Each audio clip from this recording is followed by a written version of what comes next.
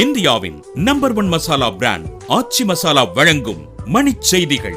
இணைந்து வழங்குபவர்கள் அரசன் சோப். ரொம்ப நல்ல சோப்.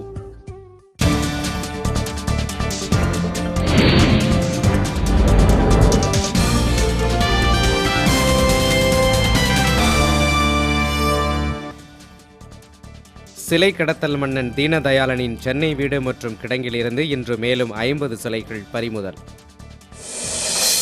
ஹரியானா மாநிலங்களவை தேர்தலில் காங்கிரசுக்கு எதிராக சதி செய்யப்பட்டதாக பூபிந்தர் சிங் ஹூடா குற்றச்சாட்டு.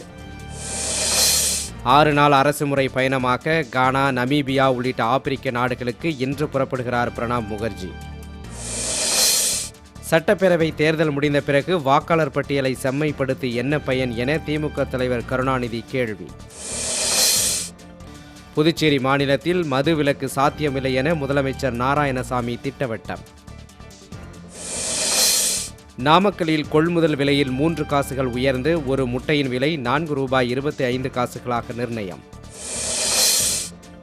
சென்னையில் நடைபெற்ற மாற்றுத்திறனாளிகளுக்கான சுயம்வர நிகழ்ச்சியில் 100க்கும் மேற்பட்டோர் பங்கேற்பு.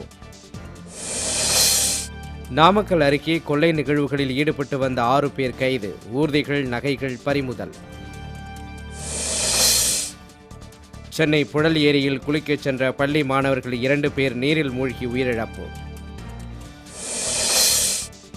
வெப்பச்சலனம் காரணமாக தமிழகம் மற்றும் புதுச்சேரியில் இன்று மழை பெய்ய வாய்ப்புள்ளதாக வானிலை ஆய்வு நிறுவனம் தகவல். இந்தியாவின் நம்பர் 1 மசாலா பிராண்ட் ஆச்சி மசாலா வழங்கிய மணிச் செய்திகள். இணைந்து வழங்கியவர்கள் அரசன் சோப். ரொம்ப நல்ல சோப்.